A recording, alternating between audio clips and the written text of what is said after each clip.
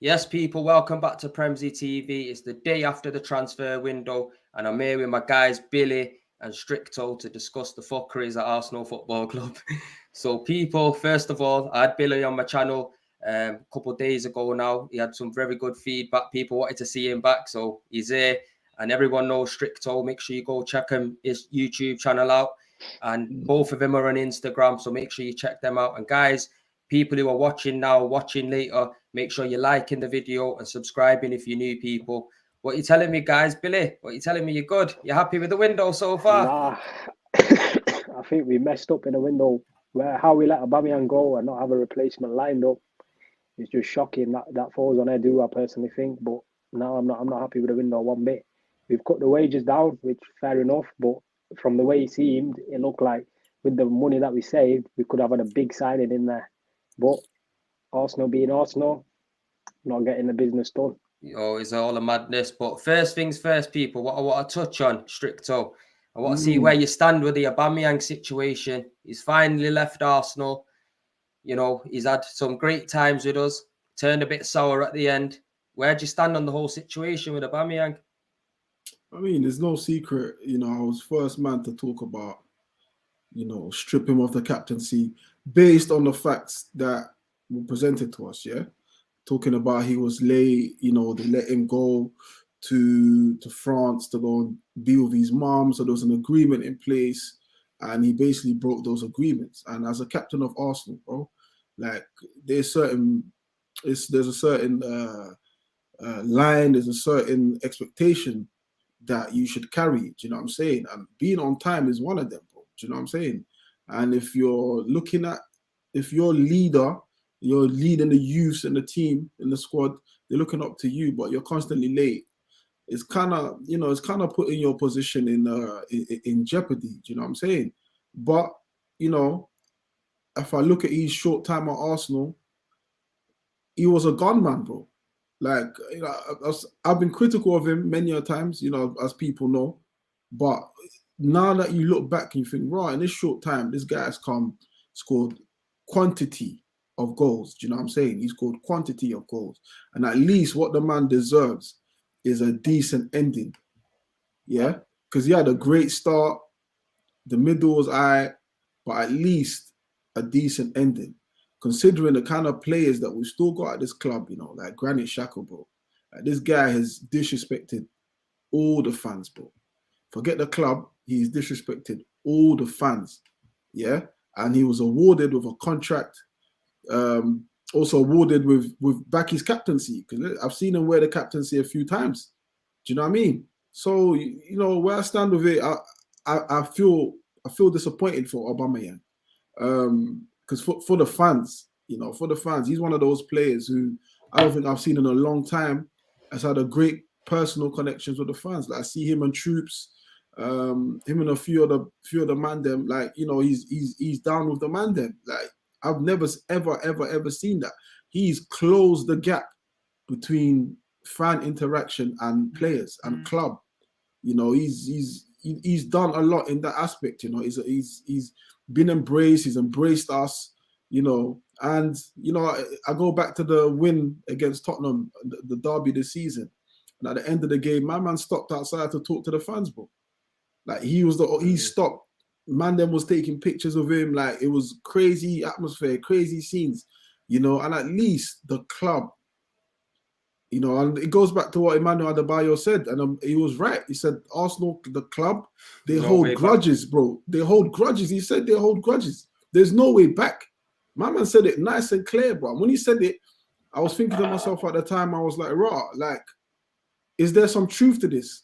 And now you see it, bro. Like, once you offend them, you are out, fam. It seems like they don't put the club first. It seems like they put their own personal thing first. And then egos. There's a lot of egos flying around by the looks of it, innit? A lot of egos for sure. And they expect players to put the club's interest first, but the club don't put the club's interest first. Yeah. Now I hear what you're saying, bro. I hear all of that on Aubameyang. Billy, where do you stand with the Aubameyang thing? I think Stricto covered some good points there where there's no way back. But in a way, looking at the team, the way that we've performed, the stats, a lot of fans are going to say Aubameyang fell off, which is clear to see. There was a decline after we signed the deal. But we got to remember, touching on a point that Stricto made with obviously the fans, he was well interacted with the fans. He got involved, he got engaged. But then, if you remember his video when he signed a new deal when he was with Righty, and he said, "I want to build a legacy here." The guy come out and he said that he's not one of them people that talks rubbish. He meant that, and I just feel like with him, it was a matter of Arteta. Arteta was supposed to put a shoulder around him after whatever's happened and get him away back in the team. But stripping him of the captaincy should have been enough, plain and simple. That would have been enough of a reality check for him to think, damn, this is I can't keep going on like this. Granit Xhaka literally told the fans to F off, and he still got away back in the club, which we can understand because a new manager come in, but what does that show to us as fans? You know what I mean? It's one rule for one and a complete different rule for the other person. It shouldn't work like that. There's a bit of hypocrisy going around. And that's the problem with Arteta. You got to look at it like that. Where with Aubameyang, we can all talk about there's a dip in form, but as an Arsenal fan, we need to look at it in the window where if Aubameyang now is at Barcelona, what if he gets 10, 15 goals between now and the end of the season, and we at Arsenal, we don't finish in the top four? And we look at the goals that we've scored and the goals that Aubameyang's contributed at Barcelona, that could have been the difference. That was a statistic I seen flying around since February 2018 from when Aubameyang was here. Yeah. The most goals scored to win points, guess who's top of that list? Yeah, Aubameyang, guys, I've seen that one as well. You know what I mean? That just shows. And then as a team, in terms of chances created in the league so far, 24 chances created. We're not creating enough chances as a team. Whatever striker that we bring into this club, whether that be Mbappe, that be Haaland, they're not going to perform. And what's going to happen then? The fans are going to get on their back and they're going to say, this guy is a waste of money and stuff like that. When in reality, we're not creating the chances as a team. At the minute, we're playing one-dimensional football, pass it to Kieran Tierney and expect him to whip a cross in and someone head the ball in, like I said on the last video. But we haven't got the striker to suit that system.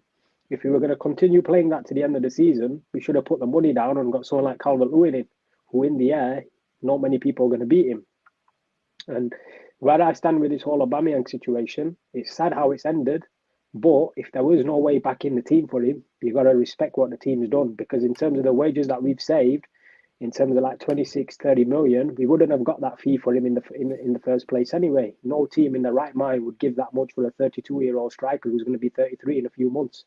So the way it's ended is obviously sad because he wanted to build a legacy here. But we need to understand that if we didn't have a replacement in, we should have given it a bit more of a thought. Was there actually a genuine chance for him to come back in? Whether that meant getting a new manager in, would the new manager have integrated him back into the rest of the team? Because these guys all respected Aubameyang. We as fans respect him. So imagine the respect to the players that he had. You look on his Instagram, his stories, they all seem to have a laugh and a joke around him. He's one of them characters. And that kind of vibe is what you need in your dressing room. Because that kind of vibe, it just brings the team together. And I feel like at this moment in time, we need to replace that kind of character. Yeah. Go on, Stricto. Sorry, Premsy. I agree what Billy's saying. Like, I think even so, I think he has built a legacy. You know, in my opinion, he's done more for this club than Arteta has ever done as a player or manager, bro. 100%. I can honestly say that, and I think. I have so much anger sometimes, bro. Like, this is a club that I love, but it's also like a club that gives me so much, bro. I want to say hate, bro. Like, I hate some of the things that's going on, bro. Like, it's just like a car crash, bro. You can see like the car's about to hit the other car. You can see it's all in slow motion, like, but you can't, like, you can stop it. Do you know what I mean? Like, the best time to have the worst form is in January. Yeah, the window's open. It's a madness. The window's open. The window's open. You know madness. that. Players are going African nations. You've seen Xhaka being sent off. It's not going to be the first. It's not going to be the last time he's going to be sent off. Like, but you don't go out and get anyone. Okay, fair enough. Is January, but No one's buying anyone. People are loaning players all around Europe. That's just the method of transfers these days. And you're telling me we can't get a player out on loan? We're sending our players out on loan. There are plenty of players in the top leagues. Do you know what it is? Do you know what it is though, Stricto? Do you know what it is though as well for me, bro? Sorry for interrupting you there. But do you know what it is, bro? Yeah. For me, with the Aubameyang situation, yeah, I wish him all the best at Barcelona. And I want him to thrive at Barcelona. Because the situation, how it's occurred, on everything that's happened, he's not once come out and said anything bad about the club. So clearly, there's just an issue between Arteta and Aubameyang. Do you know, now, you were mentioning one that, sec, Billy. Let me just finish there. Because I feel like with Aubameyang, he was naturally declining. And we could all see that as a fan base. But because we have the love for him, we still hope that he can pick his form back up and he can get back to that old Aubameyang, because we've grown to love that player. Just like you said, Stricto, the fan interaction with Aubameyang compared to any other player is unbelievable. And even down to Yanamai, the car guy who wraps his car, big Arsenal fan. You know what I mean? I've seen him in there signing stuff and all that for him. His fan interaction was great. Obviously, as fans, we just want the best for Arsenal Football Club. You get me? So the right decision for me was for Aubameyang to eventually move on. But move on when we've got a replacement in, not when we've got two players that are on the last legs. Yeah, got 3 goals between him in the league. Yeah, and they're out of contract. We haven't got a stable centre forward. So yeah, the right plan to let Aubameyang go for me was correct, but not now. And if you didn't have a replacement, and I wish Aubameyang the best. I want him to go on and do well. You get me? That's where I stand with it, because it's Arteta's a prick. I'm telling you, bro. 100. I think if you actually look at it on like a real tip, so take away sentiment, and which is how I'm starting to support this club, is without sentiments, Billy, yeah. So if you take away, the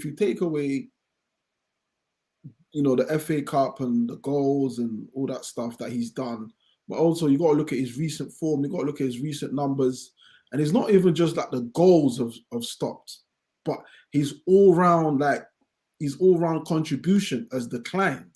He's lost pace. He's 32. Like you said, he's going to be 33 this year. Bro, this is great business. This is absolute fantastic business. Be shrewd. This is kind of stuff like Chelsea do. They do that shrewd thing where you just cutthroat, doing what's best for the club. And I applaud that. But I have the feeling, in fact, I can say it's more than having a feeling. Nah, there is no plan. Yo, Stricto, trust me, man. There's one thing of being shrewd and there's one thing of being daft, bro. Like, I don't get me wrong. It's good to make a business. Yo, these guys don't have a clue what's going on, man. It pisses me off, man. Edu needs to get sacked. Everyone needs to get sacked. There is no plan. There is no plan. We should have had a replacement lined up. There is no preparation. When did this happen? When did this happen? In November, right? With Oba, I believe November, right? So we're now in February now, right? So you've had how many months to kind of say like, yo, this ain't working out with Oba, right? We got to ship him on. Age, he's dipped in form, also the wages, so on and so forth. Where was the preparation to identify who you was going to get? That whole Dusan Vlahovic thing was a smokescreen, bro. No, I just think we put all the eggs in one basket. I think that's what we did. I don't actually think we were in for him, because Fiorentina made it clear the player did not want to come to Arsenal. He did not want to leave Italy. See, I think that we did put an offer in for him, because Vlahovic came out and said something along the lines, that the other clubs around Europe that basically didn't really match his mentality. Basically, in other words, saying that Arsenal weren't a winning club. In other words, in it, because we were the only ones heavily linked to him. But then, but listen, I think as well, Billy, and Stricto, I think Arteta's got no plan B on the pitch, and he had no plan B in the transfer market, because, like you said, they put all their eggs, Billy, in the Vlahovic basket, But they should have been, like I said, being shrewd is saying, first week we can't get him, we move on. They didn't do that. You get me? And even the other positions that they need to address, which was midfield, nobody. They didn't even have a sniff at anyone. They let Bruno Gomes go to Newcastle, who's in the bottom three, who Edu's been loving off, chasing off for years. You get me? My man gone their side and had a laugh at Edu. That's what we are as a club. We're just a club there that everyone can just have a laugh at now, boys, because this is just facts. Because Arteta, he's finished 8th twice in a row. Get me? He got knocked out of the semi-final by Unai Emery. Yeah? The guy's got knocked out 3rd round, 4th round of the FA Cup. Get me? Carling Cup gone. Why is this guy looking so comfortable being manager in Dubai? This guy's out in Dubai when the transfer window's closed. He's having drinks and that with Stan Kroenke's money laundering, because that's what they're doing, signing players from Kroenke's team, money laundering. That's all it is. So to me, this process that's going on, it's an absolute fuckery. It needs to go in the bin. What is it that people are actually trusting? For me, we let Callum Chambers go. I know he's coming up to the end of his contract, but I would have rather had him than Rob Holding as a cover. The decisions in this club just don't make sense, and it comes right down from the top. The only thing that these guys are doing and running is running this football club into the ground, bro. That's all I'm seeing right now. It's down to the football guys. Like, I always look at the football guys. Like, I'm looking at Edu. You know, you can say the Kroenkes don't really know what they do. They already know football like that, but they've put people in charge that aren't doing footballing things, bro. Well, you can see this shit from a mile off, bro. Like, Billy, what are you saying to me, bro? I'm telling you, the board is very, very incompetent. That's the problem we've got. Is these guys are inexperienced. For a club like us, they haven't got a clue. You know what I mean? You send them to a championship club, they would struggle there. They haven't got a clue. And that's the problem that we've got at the minute. We've got people in the back room who they don't have a clue what's going on. So it's like we can point the fingers at Arteta, but the reality is Arteta's job is just to say, these are the players that I want that fit in my system. And it's the board's job to go and get him them players. Now, as I said on the last show, Prems, Arteta wanted Arthur. Arthur would have been a decent signing on loan, but Edu, that was Edu's job to go to Barcelona as the director and close the deal off. He went there, and the deal he agreed was an 18-month deal with an obligation to buy for like £40 million. When bottom line is we've never seen him play for Arsenal Football Club, so how are we going to know how he's going to turn out? So Arteta decided to walk away from that deal. But the problem does come with the board, because at the end of the day, what these guys are doing, there's nothing behind it.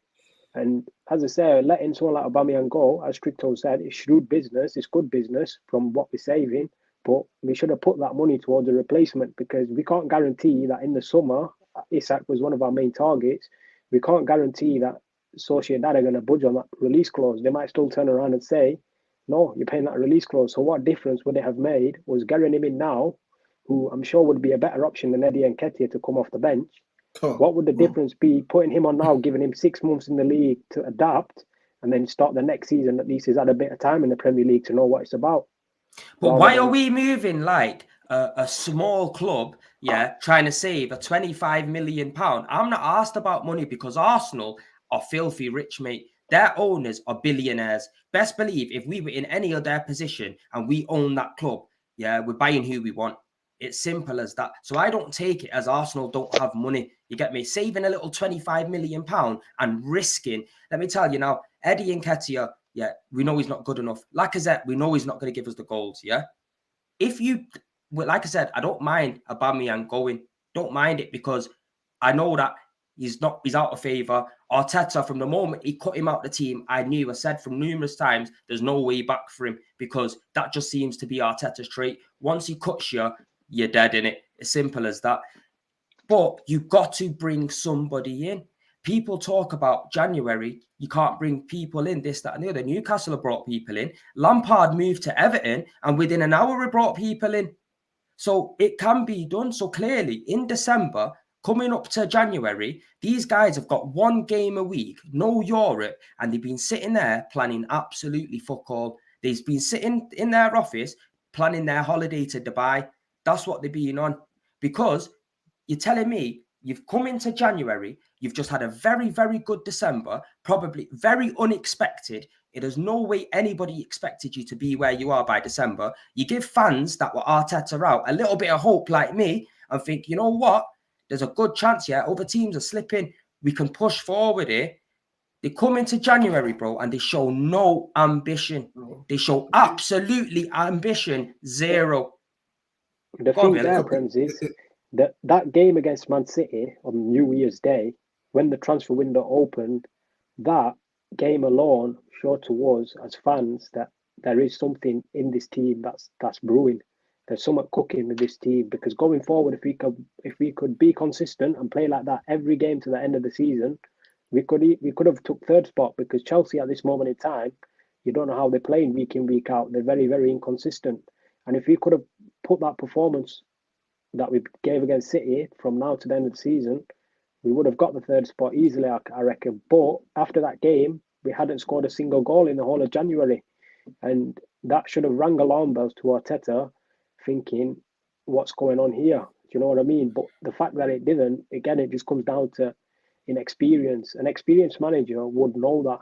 You're telling me someone like Conte was at Arsenal, for example, and it's like this Xhaka situation. A prime example is, look at Romelu Lukaku. Tuchel is an experienced manager. Rather than freeze him out the team and say, right, you've talked bad about me and the club, we're not letting you play till the end of the season and get off. He's kept him in. He's found a way to bring him back into the team. Even though he's not really scored and got the fans fully back on board, he's got given that chance to show what he can do. And we didn't get to see that with Aubameyang, whether it were him sitting on the bench and coming on. Because I'm telling you, as an option, I would prefer him coming on off the bench than Nketiah. Nketiah is not a Premier League level player. I think even in the Championship, these top clubs, you look at Fulham, you look at the other teams that are around him, he wouldn't even start for them. He wouldn't get in. He wouldn't get in. Even in League One, you look at Sheffield United, where I'm from, the local team, and they've got a better striker than Eddie Nketiah. You know what I mean, man? Come on, man. Hey, Billy, man took it to League One. Sheffield United, you know. No, come on, man. You look at Lys Mousset. I'd rather have him coming off. I'd rather have him coming off the bench than Eddie Nketiah, man. Nketiah, the thing is, he's not got a Premier League goal for us. In these cups, Mickey Mouse cups, he scores goals, but look at the level of teams that he's playing. West Bromwich, was it West Brom he got his hat-trick against? He got a hat-trick against West Brom. Now, look at the level of team that they're at, and we're expecting him to do that kind of performances in the league. It just doesn't make sense. Bro, there's no way. You look at Eddie Nketiah doesn't get into any of the teams in the top half. I even argue in the bottom half. He doesn't even get in the squad. Like Stricto, like Palace were interested in him, yeah? Palace weren't interested in him to start in the 11. They was interested in him to sit on the bench and come on as a sub. Guarantee Palace wouldn't have started him over Hudson Edouard or Benteke. He would have been third choice striker there. So why is he second choice for us? Bruv, he would have been fourth. Bruv, they got Matata. They got him in now as well, yeah. He's way better than Eddie. Do you know what it is, though? See Arteta, yeah? It just comes down, like, everyone, like, it is the board. They have a big role to play in it, yeah? But I'm telling you now, this manager thinks he knows too good. He thinks he knows better than everybody. Exactly. Like, he's going to end up losing us a player like William Saliba, because there've been talks of hearing saying, Real Madrid are flirting with him and Mbappe and this, that, and the other. I don't think we will lose him. I think there is a pathway for him. Let me ask you something. You tell me 6 months ago, I would sit here and tell you now Aubameyang will walk to Barcelona for free in January. What would you say to me?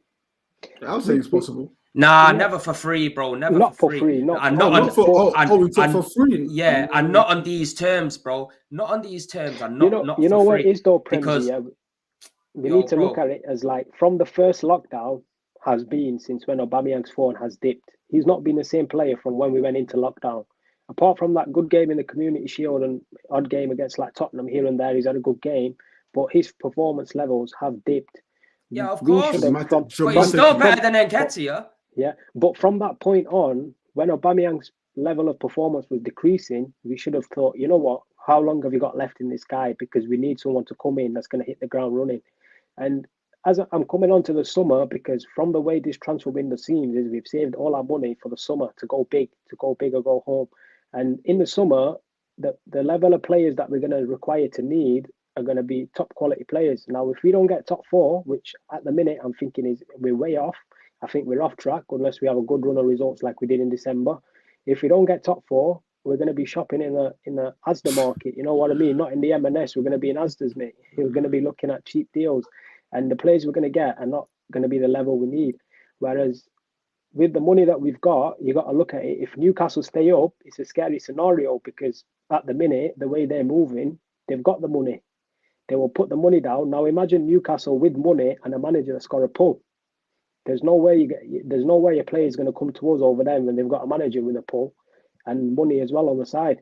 So it's like, I don't know what these guys have done. You say, look, Billy, yeah, I hear that, but we say, well, we're going to spend big in the summer, or we might spend big in the summer. But this is our best opportunity to get top 4. If you can't put your hand in your pocket in January, yeah, when financially, look, like Aubameyang's off the books, yeah, it might happen on the last day or whatnot and stuff like that. But they've let loads of players out the door. Kolasinac's gone, Ainsley's gone, Chambers is gone, Balogun's gone. You get me? There's no pre-planning with this club. And see, Arteta, he's not a pull, he's not a draw of a manager. The reason we've probably been going for these low-key players is because nobody's answering the phone to us. That knock, that when Arsenal knock, bro, is an invisible knock, bro, by the looks of it. The thing is, Prems, with the team, the players that have gone out, I've looked at, I was panicking like you were on deadline day thinking, how many players have we let go and got in? I've looked at the teams through December up to the last game that we played this month, and the starting 11 that we've got is there's no effect to the starting 11. But the problem we've got is can Granit Xhaka go through the rest of the 17 games without picking up a red card? I don't think he can. No. Get 3 red cards. Forget the red cards. What you meant to say? Can he go without conceding a fucking penalty, bro? Yeah, exactly. That's another thing. He's a liability, and that's the problem we've got because Xhaka goes out the team. Who comes in? Lokonga, and Lokonga's a player. I rate him. I think he's got high ceiling, but he's not ready. Yeah, he's not experienced enough. He's a young kid. We can't put that burden on his shoulders. We're relying too heavily on Bukayo Saka and Smith Rowe as it is, and Martinelli. We can't rely on another. Yeah, and they're burning out the young lads. They're not used to that kind of play at that level week in, week out. Maybe having 17 games to go, it might help them because it's 1 game a week. They get enough rest, but it comes down to the fact that we're just an injury away from having a terrible end to the season, and that's the problem. Like the striker situation, I'm not worried about in particular because what Lacazette's doing, he's pulling back to create chances and space for Martinelli, Saka to go in and Smith Rowe. But the problem is if Lacazette gets injured, we're putting Nketiah in there. We're fucked because listen, I always say this with Laka. I love Laka, bro. Like I love Laka because there's a thing that Laka does.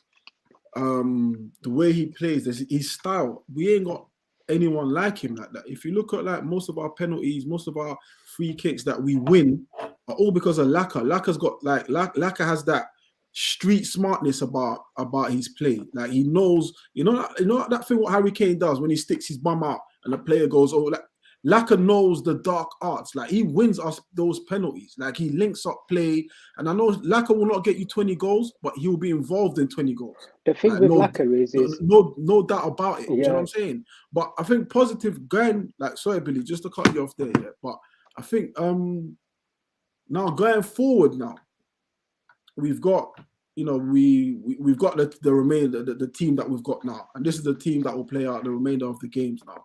Pepe's come back. And I would even argue possibly playing him up front. If not Martinelli, maybe interchange Saka with Martin. I mean, there's ways to play it, but I think the problem is that's what we would do. That's what we would want. One injury away, like you said, Billy, bro. I think we're one injury away from the problem we've got, Stricto, is that Arteta has in the past had the opportunity to bring on Pepe, and he's put Nketiah on. So it's now this is where it's going to be his moment to show us this. Yeah, he can't make these rash decisions where when we're needing a goal in a game and you go to someone like Nketiah and say, "Come up, get your bib off, you're going on." That's where he needs to get Pepe, and he needs to put Pepe on, because Pepe at this moment in time, he's going to come back like a player, rejuvenized, refreshed, because he went to Africa Cup of Nations and he was a standout player in that tournament. Let's be honest, he got 2 assists and a goal, and I watched every single game he played. He was a standout player, and he's had that good run of form. He should be coming back to us with a fresh mind. He's been over there. He's played regular football. He's back with the team in Dubai, and he should get given a chance now to come in and to show what he can do. And one thing that pisses me off with Arteta is that when it comes to needing to change the game, he makes his substitutions at the very, very death of the game, where he come on 5 minutes to go, 6 minutes to go, and then he tells him to come on. That's not enough time for a player like that to come in and make a difference in the game. He needs to change up the plan a lot earlier. He's tactically, there is just something not right with what he's doing. Oh yeah, 100%. If we look at the style of football, like I say, he's implemented in our team. It's Kieran Tierney. You pass it to him and you cross the ball in. That's not the style of football we should be playing. We're not that. If we play that football, the players we've got, the likes of Saka, Smith Rowe, Odegaard, Partey, Lacazette, Martinelli, we're not utilising them. We're not playing to their strengths. Rather than playing to their strengths, we're playing to one player's strengths, which is Tierney's. But then it's limiting the team in terms of goals. The bottom line is, yeah, see Arteta, yeah, he's not the man for the job. He's too inexperienced, bro. And until we get a proper manager in, yeah, ain't nothing going to happen, because realistically, yeah, we're not happy with the owners. We're not happy with the board. And personally, I'm not happy with the manager. Realistically, this manager's going nowhere. So we're just going to have to sit here and grin and bear what's going to be coming, because it's a good possibility now that we could finish out of even the Europa League. Yeah. Now, from where we were in December, running up to the year, is that we've literally just gone on a bridge after January and jumped off it, because it's self-inflicting. Everything that's happened, look at January, yeah? This is where Arteta is not the man. You know your players are going away to the AFCON, yeah? You know Xhaka's a liability. Like, if I'm a manager of Arsenal Football Club, I'm sitting here thinking this. Do you know what I mean? And I'm just a normal fan. So if for you not to think that and think, right, sweet, first week of January, we need at least one midfielder and we need to bring in a striker. We can't get Vahalovic. Maybe go in and look at an Ivan Toney, somebody like that. At the end of the day, we could still go in the summer and look for a big boy striker, because Eddie Nketiah and Lacazette are going to go anyway. So we're going to need another striker. Do you hear what I'm saying? So see, Arteta, bro, he's for me, bro, he can't draw no players, because if he could have drawn good players, players would have come inside in the summer. Personally, I think there was a little hint of interest in Coutinho. Steven Gerrard ended up getting him. This guy is absolute nonsense.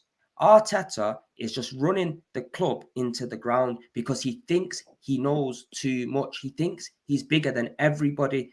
You get me? He's only like he weren't even a star player at Arsenal, bro. He wasn't a star player. I could just remember one goal against Man City off the top of my head. Do you know what I'm trying to say? He was not even a star. He's not even a legend. So why does he think he's got a grasp of this club so much by the balls? It makes me sick. And fans accept it. Trust me, best believe this, because when Wenger was there getting fourth, yeah, I'm not saying that was right, because to be in a competition, you need to win the competition. You get me? It's all about winning. You get me? But we got rid of Wenger to progress. It's like we're happy to get rid of Wenger and 4, 5, 6, 7 years behind. Best believe Newcastle, bro, just spent over 90 million on some good players, and the rest just to stay up. They'll get rid of them and buy new players in the summer as well if they stay up. We're just going to be falling behind. Lampard, he'll end up getting back in off the Everton board, because Usmanov, he was on Arsenal's board, and he even said he wanted to push to get Arsenal back up there, and said he'll pump the money into the club. Now he's at Everton, yeah, and he's got Lampard. Lampard will end up bringing and attracting names. He's already done it. He's brought in Dele Alli. You get me? You tell me if Lampard was there, Dele Alli weren't going to Everton other than that. He's come out and more or less said it himself. So Arteta, what is he actually doing for us? Just developing a good youth team. We might as well make him a youth coach. Sack Mertesacker, put him there. Do you know what I mean? Do you know what gets me more with Arteta?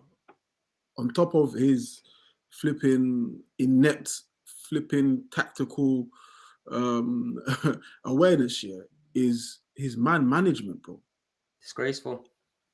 this man, like, that's why if you look, like, I think he enjoys having the kids around because he can kind of influence himself over over the youths. Like, but bro, if you see how he's treating, like, I personally, if I played for Arsenal and I'm having a bad patch, I can't, like, what Arteta's shown. Okay, I'll give you an example. So remember when there was a time when Pepe was playing great, like, or playing well, Yeah. and next game he's on the bench. How do you feel when you're the record signing for a club? Yeah, you haven't had the greatest start to your career, but every time you go to ignite it, man's blowing it out, bro. Every time. And then you touch him with Nketiah when we've needed goals, bro. You brought on Nketiah, bro. Like this bro, it's laughable. It's actually it's like kamikaze, bro. It's deliberate, fam. It's like man's going out there to literally crash the thing, bro. And I'm just like, raw. If you look at players now, don't get it twisted yet. Players talk to other players. Yeah, players talk to other players. Like if a man wants to sign for a club, he'll call up his boy and be like, "Yo, what's Arsenal it's saying?" natural, Like, innit? You get me? like, what's it like over there? Do you know what, bro? It's a madness. It's up to you, innit? I won't even come. Like, they talk. Do you understand? So when you hear like a certain player say, "Nah, I want to come Arsenal," or "Nah, I don't want to go to this club," more than likely he's got a mate in there who said, "Nah, don't come." And in the same breath, when you got a mate in there who's like, "Yeah, you know, come, man, it's a great club." We see with Eden Hazard going to Chelsea. Chelsea used Drogba, yeah. Drogba then used Jorginho, who was at Arsenal, because they were together at Lille. To get, bro, it makes me sick, bro. To get Eden Hazard, the player we've been chasing, to Chelsea. So players talk, and the way this man is treating players, no player is gonna tell any other player, like, I would recommend coming to Arsenal. At all, fam. At all. You can say the fans is great. You can say like everything else around that is great. But in terms of the actual football itself, nah, bro, I wouldn't come. There's a prime example in front of our eyes, Stricto. You know, there's a youngster that played for the academy. We only signed him on a new deal in December, Amani Richards. And he was bought from Chelsea. He was bought from Chelsea. And I looked into this transfer because I thought something doesn't sit right with me. This guy was signed to a deal in December, and in January we've sold him on. What was the point? You know what I mean? With him being an academy player, it couldn't be much. So I thought, what was the point in giving him the deal in the first place? I've looked into it, and do you know what's funny with this whole thing? His dad's come out and he's put a comment on the Arteta being offered an extension, and he put something like dictatorship in full effect, getting a new deal. And that's the reason why they sold this kid. And pull this kid out. Yeah, it's like, look, it just there in front of our own eyes. You know what I mean? This is how we're a mess. Yeah, how's this guy getting offered a 2-year deal with 2-8? Oh, we're a joke. We're not ruthless. Let me tell you, see Tuchel, yeah? If he don't win fuck all this season, bro, best believe he's sacked. You get me? That's ruthless. We ain't got not one ruthless bone in our body. The only thing ruthless is Mikel Arteta's hair. Bro, you get me? He doesn't move. You get me? Like, he's just there, stuck.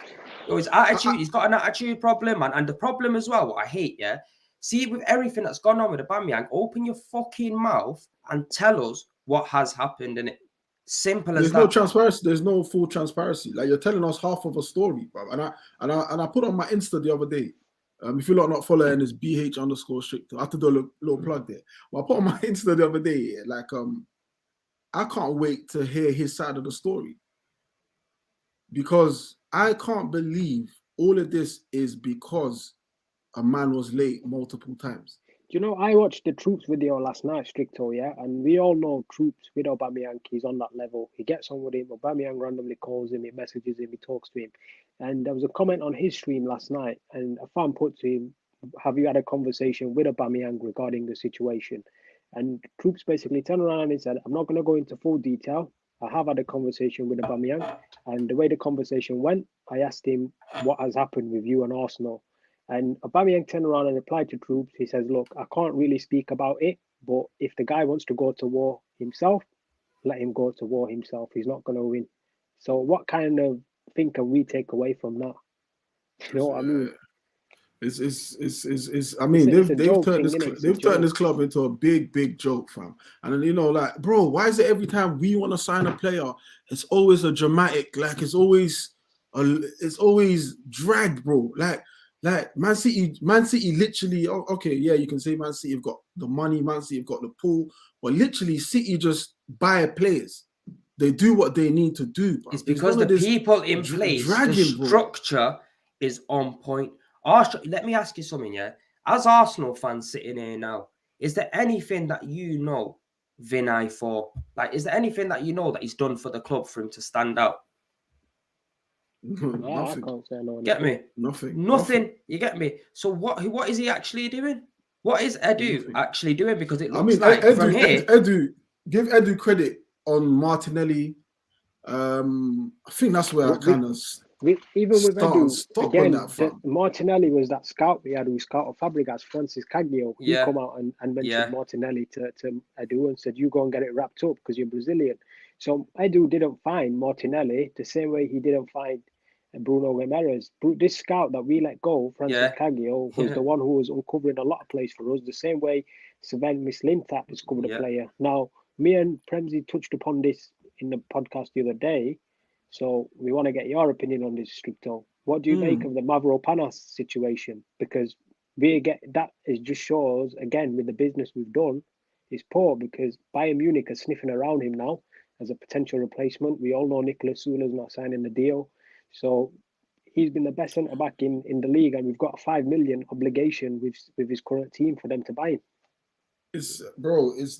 Okay. I think the best way to put it is if you look at all the players that we've let go, you look at the funds that we bought them for, the transfer fees we bought them for, and you look at how much some players have gone on a free, bro. Like, bro, if you look at like the way other clubs run things, like for example, Liverpool, I remember a few seasons, Liverpool would sell a player, use that fund to buy quality, right?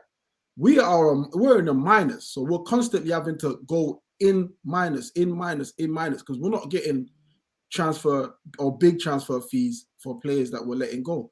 Mavropanos, like he was here, I think he was injured a lot of the time. Wasn't really. I don't think he was in any of the. I remember only manager that did feel him was Wenger. Emery.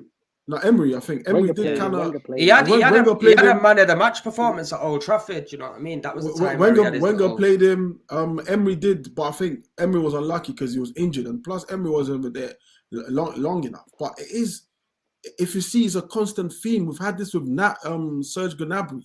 We've had all these gems, all these players, and they leave the club and literally they go and excel far beyond our club, bro, far beyond even imagination, bro.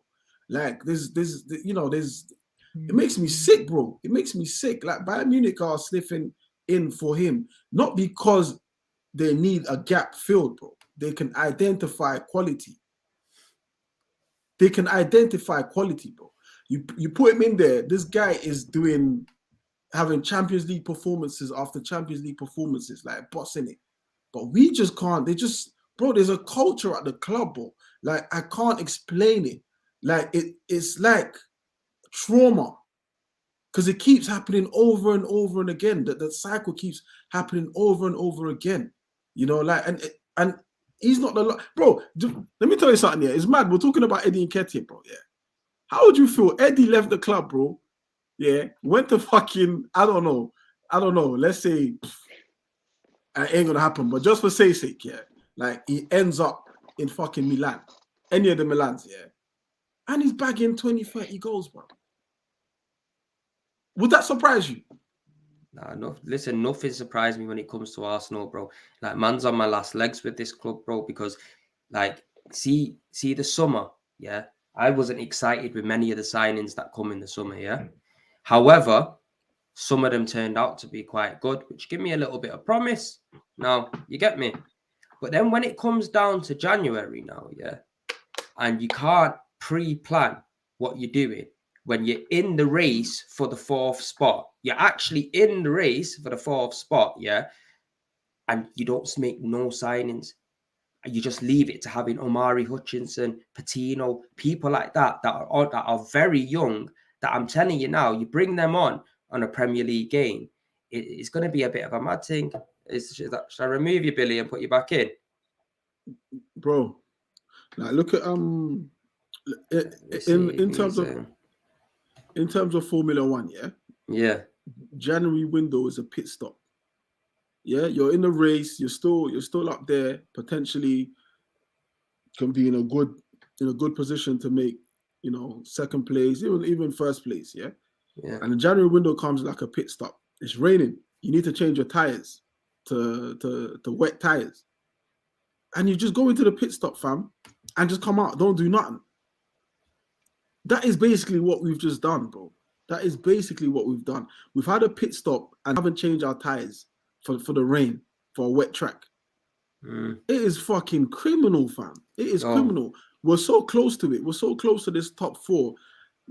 We've been so far away from it for a long time. And I think partly due to the fact that other teams around us are flopping. But we're not even having the killer instincts to even pull away from the other teams, bro. But you know what else, Stricto, yeah? It's like, you say that, yeah, look, we've stopped. But now all fans can see it. I've been looking left, right and centre, yeah? And people are now starting to turn on Arteta and turn on the process. But, bro, if you really know football and you love football, you can see it with your eyes. Like, you can see it from the get-go. Do you know what I mean? We're signed a manager who's got no experience at all, ever, bro. Like, it makes no sense. Like, that does make no sense to me. And then the guy that you got in, the guy, like, I'm telling you now, if exactly, but if Rahul Sanelli was still here, bro, I'm telling you, it'll be much better with signings, even if man are paying an extra 20 million. That I'm not asked, it's not coming out of my pocket. Like I said before, these guys are millionaires. All I want to see as a fan is Arsenal win. I want to see Arsenal challenging for the title, bro. And you know, this season, bro, we're out of fucking everything. We're already out of everything. We've just literally, and now it's like we've just put our hands up in January and said, you know what, like, guys, yous all go for it now. You get me? We'll just slowly tag along and keep going with this process. And hopefully in 10 years, we might get top 4, because it looks like Arteta's too comfortable, bro. He's too comfortable. Let me tell you now, if he wasn't this comfortable and this contract, this 2-year contract hasn't already been agreed and not in place, bro, he would have made signings, because any normal human being, yeah, in that kind of job will know the pressure. If you say if he had 4 or 5 bad results, it's right on him, mate. Do you understand what I'm trying to say? So he's definitely given insurances. Another thing is insanity. And insanity is doing the same thing over and over again and expecting different results. And this is what this guy is doing right now. He's doing the same thing over and over and over again in terms of the way we're playing. And he's expecting a different result each time. And it's not going to work. It's not good enough. And I think the problem we've got with this guy is it comes down to he's arrogant. He's not gonna change the way that he moves for no one. And at a club like Chelsea, a club like any other club in the world, he wouldn't even employ him in the first place. Yeah, he wouldn't even be employed straight away. He wouldn't even been employed. That's the problem. We're too soft here at Arsenal. The owners, it's clear Kroenke doesn't care about us. We see this as a income. Hence why he's transferring money from us to his MLS teams, giving us them Macca players we've never heard of. So it's one of them where, like, as a club, we've fallen. We're a big club in name at the minute, and something needs to get done to change that situation. But just looking at the way things are, the process, there's nothing to get us fans excited about. Like you said, December, we had it all there. We could have said, you know what, we get the right players in January, we can be excited, we can come on board. And that's what these lot are not going to realise. Having the fans on board as the 12th man is very important. And now that they're losing the backing of the fans, it's just going to put them in a sticky situation, isn't it? They're just hoping they've got one game a week. They could put their 11 out, and hopefully that will be all right to take over. They have an odd injury here and there, like we discussed before. There is replacements for every player, but for me, not good replacements. You get me, dead replacements, yeah, or even not ready. Simple as that. So they're just hoping. They're hoping that they could get through the season, yeah. If you got some fucking ambition about you, bro, you don't hope, no if, muts, or maybes. You go in, you get me? Because I don't care what anyone says. I'm telling you now, why couldn't we sign Ivan Toney from Brentford? That's a player who looks like a complete striker. He looks like, yeah, I'm not saying he could be our main striker for the future, but we're going to be losing Lacazette, losing Nketiah anyway. You get me? So we're going to need 2 strikers, and he's been in the Premier League. We've seen how he can play. Bro, he bullied us up. Do you know what I'm trying to say? If you look at Liverpool, bro, Liverpool gained so much success, yeah, by signing players from Southampton, players from like lower league team, Jordan Henderson from Sunderland or wherever the hell he was from. And look where they got. They signed a Mo Salah that failed at Chelsea. Do you know what I'm saying? He did all right at Roma, but the Italian league is still different. You got to take a gamble. But it's not like at the time they were going around getting this player and that player. They're getting Premier League proven players. You get me? We need to take a leaf out of people's book and start buying the odd Premier League proven player who's actually decent. Do you know what I'm saying? Like with Ben White, we spent £50 million on him, which was still a gamble. Like that was a gamble signing. He's not proven in the Premier League. Far Do you understand what I'm trying to say? He's had a few seasons, one full season, I think it was. Before that, he was in Leeds on loan or something. So it's just crazy, bro, how this football club works, bro. And if us fans, that have not got all these qualifications like these guys that are running the club can sound like we could do a better job, something serious is going on and there's a big problem, you get me? Because the football on the pitch isn't so great. When one thing's not working, we ain't got a plan B, you get me? It just looks like Arteta's like the new Arsene Wenger here, like he's got full control of this club with no credentials, 1 FA Cup, and that's it. We're buzzing with that. Bro, Chelsea sacked a manager that won them a Champions League, fam. Just to let you know how ruthless these fucking clubs Di Matteo, man. Bro, I remember a few years ago, I used to cuss Chelsea fans, all my Chelsea mates, like, you bought it all, you got sugar daddy. Bro, I would fucking do anything, bro, for a sugar daddy. Do you know what I'm saying? I would pause before anyone clips that and make it something that that's gonna sound like a mad thing. something that is not. But like, do you know what I'm saying? Like Ivan Toney, you touched on Ivan Toney. Even I don't even think Ivan Toney is good enough, but I think he's good enough to replace Nketiah. Yeah, definitely. This is what I'm saying. He's good enough to be a second, striker. third striker. Like I think he's good enough. Like if you want to win, if you want a challenge, bro. If you want to challenge, you're gonna have to take decisions like that. But the problem with Arsenal is we buy a player like Ivan Toney and just be like, "Yep, you're our central striker now." Yeah, when other teams will just have man holding the bench, like bro, Origi, fam. Look at Origi. Like you need second strikers like Origi, third strikers like Origi. When they come on, they impact games, bro. Like not just fucking cup games. I'm talking about big games in the league, Champions League, bro. Not the Mickey Mouse Cups, bro. Champions League, fam. My man's won Liverpool the fucking Champions League, fam. And it's not fluke because he does it every time Liverpool need him. So Liverpool fans have that confidence in their second, third striker. They know, all right, cool. Bruv, Eddie Nketiah comes on, fam. I'm fuming, bruv. I'm tearing my hair out. Like, what the fuck's going on? What's going on? This guy comes in, he comes on, he does a 1-2, he loves a 1-2, he loves playing with his back to goal.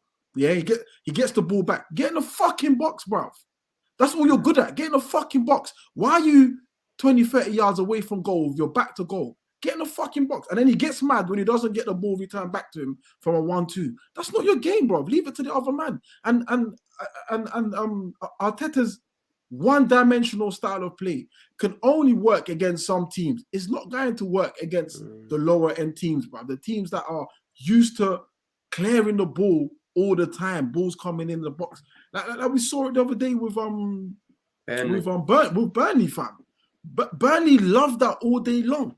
They train, that's their DNA, fam. Ball in the box, eating them up. You got to learn to go through the middle sometimes. Going through the channel should be an option. It shouldn't be the only way, fam. The way Arteta's playing, they should have signed the striker Burnley just signed, bro. 6'6", yeah.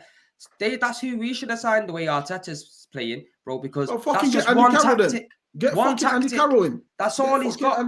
One Andy Carroll in, tactic, fam. bro. You get me? One tactic, bro. Like, it's just because, for me, yeah, like, say we get rid of Arteta now. This is why it become a bit of an issue, because you get rid of him now. For me, I really wanted Conte. And this is how you see Tottenham are moving more like a big club in certain senses than Arsenal, bro. They sacked the manager they got in from Wolves, yeah. And within 3 months, bro. Within them 3 months, yeah, he won That's the difference with Arsenal. Premier League Manager of the Month once, yeah. They seen an opportunity. They seen United sniffing around. They seen teams needing a manager, and they thought, you know what, we'll sack my man and we'll bring him in straight away. And now, obviously, personally, for me, that was a big kick in the dick, because it just shows, and it's not like I was surprised, because Arsenal are never proactive. Arsenal will never do anything like that. But it just shows where we are, man. And it's just become an absolute piss take, because we got the most expensive fucking tickets in the country, bro. The most expensive hot dogs, most expensive bit, everything, the most expensive everything, bro. Do you know what I'm trying to say? But they give you nothing in return as fans. What they're going to do, why Arteta's sitting there happy and all that, and what he thinks he's got in his locker is Jack Wilshere coming back to sign number 12 for 6 months. That's what he'll end up doing. Trust me. Just a quick thing, Premier as well. I'm going to mention this and then I need to get off. I've got a couple. Yeah, we're going to wrap it up now. Is how we're on the street. We've gone over by quite some time. I need to get off as well. Me, I got to go do something rapid. But with the team, man, as I say, the most we can do is get behind them as much as we can. But it's a bit hard to get behind with the process we've got. So I think we just got to see what summer holds. If we're nowhere near the top 4, protests have got to get lined up and things have got to get done. Whether that means boycotting and not buying T-shirts for the next season, season ticket holders like yourself, Stricto, not renewing. It's got to be done, because we can't take this. We need to make a stand. No, we definitely do.